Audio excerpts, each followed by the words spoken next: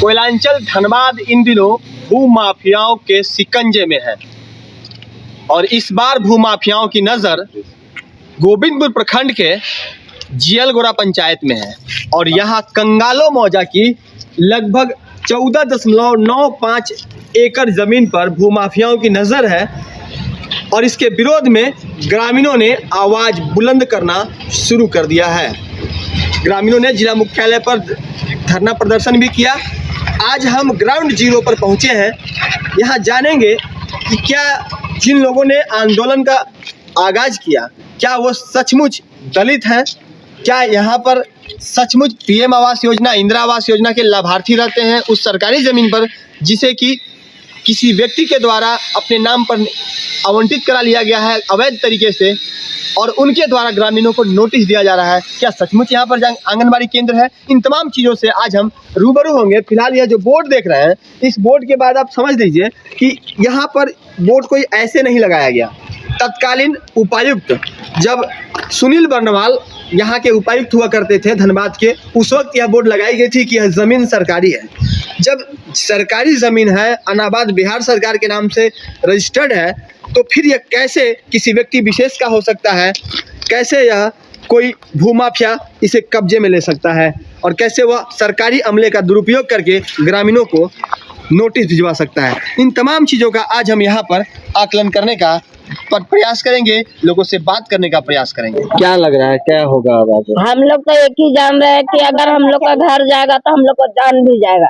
सरकार को अगर मंजूर होगा तो हम लोग का घर भी उजाड़ दे, हम लोग का जान भी ले ले। इतना पब्लिक है, आप लोग खाली नहीं करेंगे। हम लोग रोड में जाके चिपा के मर जाएंगे, लेकिन खाली नहीं करेंगे। हम लोग कहाँ जाएंगे? आज नोटिस जैसे दिया जा रहा है कि घर खाली कीजिए 15 दिन के अंदर में, तो हम लोग को बाल बच्चा कहाँ रखेंगे? सो सरकार पहले देगा ना। क्यों आप लोग परेशान हैं? कल आप लोग धरना देने भी चले गए थे। हम लोग का खौफ था सर, कि नोटिस पहले ही नाजिर के द्वारा आया गया। ये तो मैंने भू माफिया सबका जो है वो पहले से भी कोशिश पर्व त्योहार में ही भेज देता है, समझे? पर्व त्योहार में ही भेज देता है, पर्व त्योहार में ही परेशान करता है। और इस बार जो नोटिस किया ना, एकदम दुर्गा पूजा का राइट। अब बाल बच्चा का आप कपड़ा किने न दुर्गा पूजा मनाए, और ये कोशिश बार बार महेंद्र यादव ही करते हैं, समझे? ये कोशिश भू माफिया महेंद्र यादव ही करते हैं।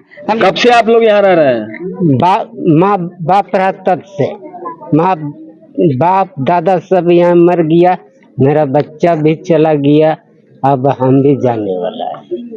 तो यहाँ पर अब आप लोगों को घर खाली करने का नोटिस दिया गया है, तो अब आप लोग क्या करेंगे? हम लोग यहाँ से नहीं जाएगा।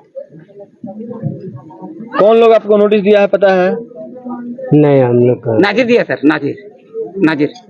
आप लोगों का जमीन कौन कब्जा करना चाहता है? महेंद्र यादव।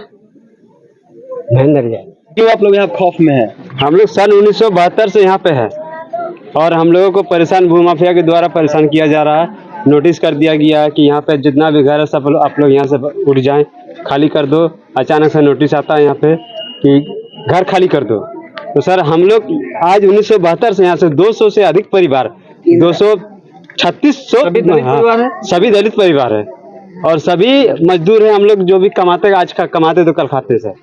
और इस दौरान अचानक सरकार की ओर से नोटिस आ जाता है कि आप लोग घर खाली करो। अच्छा, ये जो बहुत सारे लोग हैं यहाँ पे दिख रहा है कि पीएम आवास भी बना हुआ है, इंदिरा आवास भी लोगों को बना हुआ है। हाँ एकदम है। इसका मतलब है कि आप लोग लंबे समय से सन बोले तो 1972 से हम लोग हैं यहाँ पे। हमारे बाप दादा यहीं पे सब गुजर गए सर। देखिए सामने में है, देखिए आंगनबाड़ी केंद्र है, पीएम आवास है, रोड है, देखिए बिजली का पोल भी गड़ा हुआ है घर घर में, सब A to Z हम लोग बोरिंग भी किया हुआ है। सरकारी बोली है जो इस पे कब्जा करना चाहता है। कुछ पैसे का प्रलोभन भी दिया आप लोगों को कभी? अब ये तो सर वो लोग का राजनीतिक तो हम लोग नहीं बोला, इतना पैसा ले लो और हट जाओ। नहीं, ऐसा कुछ नहीं भेजा, नहीं बोला। नहीं। फिर जमीन उसके नाम पे कैसे चला गया जब सरकारी जमीन था? तो ये तो सरकारी अधिकारी ने किया है।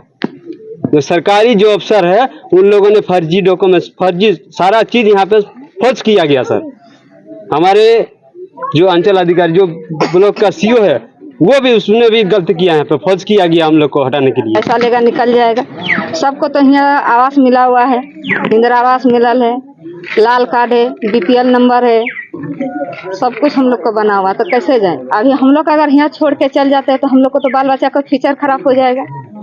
हम लोग को बाल बच्चा का पढ़ाई लिखाई सब चपट हो जाएगा, नौकरी से भी हाथ धोना पड़ेगा, फ्यूचर भी खराब हो जाएगा। बार बार हम लोग दाखिल कहाँ कराएंगे बाल बच्चा को? क्या नाम है? कौन रोड में बाल बच्चा को उठा को फेंक देंगे? आज बाल बच्चा लेके कहाँ जाएंगे हम लोग? हम लोग तो गिराबास जमीन में इंदिरावास मिला, रोड मिला, चौतरा मिला, सब कुछ मिला, लेकिन आज नोटिस दे रहा है कि घर खाली करो, तो आज बच्चा को उठा के कौन रोड में हम फेंके? से सरकार के हम लोग को बोलेगे हाँ ये रोड में उठा को फेंक दो, इतना हम लोग को नोटिस देगा। सरकार क्या यहाँ पे कुछ बनाना चाहती है? सरकार तो हम लोग यहाँ सरकारी जमीन में बताया सर, इंदिरावास दिया, आंगनबाड़ी दिया, पानी टंकी दिया, रोड दिया, चौतरा दिया, लास्ट में डीसी बोर्ड लगाया कि तुम लोग को यहाँ बैठो कोई कुछ नहीं बोल सकता है। लेकिन आज हम लोग को जमीन को माफिया लोग नोटिस दे रहा है कि जल्दी घर खाली कीजिए। 8 दिन 12 दिन से हम लोग जैसा नोटिस आया है सर, तो यहाँ हम लोग ठीक से खाना नहीं खाए हैं सर, चिंता और फिक्र से नींद नहीं आया, खाना नहीं खाए हैं। देखो हम लोग का चेहरा चिंता कर करके क्या हो गया, क्या किलोमीटर चला देगा तो बाल बच्चा मेरा कहाँ जाएगा, कौन रोड में जाएगा? क्या नाम है आपका? मेरा नाम हो गया सहारा देवी। अब क्या कीजिएगा आप लोग? हम लोग नहीं हटेंगे सर, जब पिलोडर इसको चलाना है माफिया लोग को, तो हम लोग का पहले पिलोडर चलाइए, बाल बच्चा हम लोग साथ खत्म हो जाएंगे, उसके बाद पूरा जमीन ले ले। लेकिन हम लोग ऐसा जमीन नहीं छोड़ेंगे सर, हम लोग गिराबाद जमीन में सरकार बैठाया सर, चलिए इंदिरावास दिया है सबको, सब अपना अपना इंदिरावास में। आज माफिया लोग क्या देता है जज के कि झोपड़ी बना के रह रहा है, तम्बू टान के रह रहा है। आज कहाँ पर झोपड़ी है, कहाँ पर तम्बू है? चलिए सर फोटो लीजिए, आज जज के देखा है कौन झोपड़ी है और कौन तम्बू है। हम लोग तो सरकार दिया है सरकारी घर, हम लोग वो घर में रह रहे सर, बाल बच्चा लेके हाजरी माजरी कोयला तोला तोड़ रहे हैं सर, और हम लोग अपना बाल बच्चा को पोस रहे हैं। लेकिन माफिया लोग हम लोग को नोटिस दे देके तंग तंग कर दिया सर। आज न्यूज 22 स्कोप की टीम ने ग्राउंड जीरो से यह जानने की कोशिश की कि धनबाद के इस गोविंदपुर प्रखंड के जियलगोड़ा पंचायत में कंगालो मौजा में जो 14.95 एकड़ में तमाम जो दलित परिवार रह रहे हैं, जिनकी संख्या सैकड़ों में है, उनकी क्या स्थिति है। यहाँ दिख रहा है कि किस तरह से आंगनबाड़ी केंद्र आवंटित है, सरकारी जमीन है पर लोगों के घर बने हुए हैं और उन्हें पीएम आवास योजना का लाभ मिला है। पूर्व की इंदिरा आवास योजना के भी लाभुक यहाँ पर मौजूद हैं। पुराना आंगनबाड़ी केंद्र भी एक है, इसके अलावे सरकारी राशन की दुकान भी है, सड़क है, बिजली है, पानी है। इन तमाम सुविधाओं के रहने के बावजूद ये लोग जो हैं अब कहीं ना कहीं भूमिहीन होने की वजह से और गरीब होने की वजह से भूमाफियाओं से अपने जमीन को बचाने की लड़ाई नहीं लड़ पा रहे हैं, जिसके वजह से आज इन्हें इस बात का संकट है कि हो ना हो जिस तरह से नोटिस दिया जा रहा है इनके जमीन पर कब्जा कर लिया जाएगा।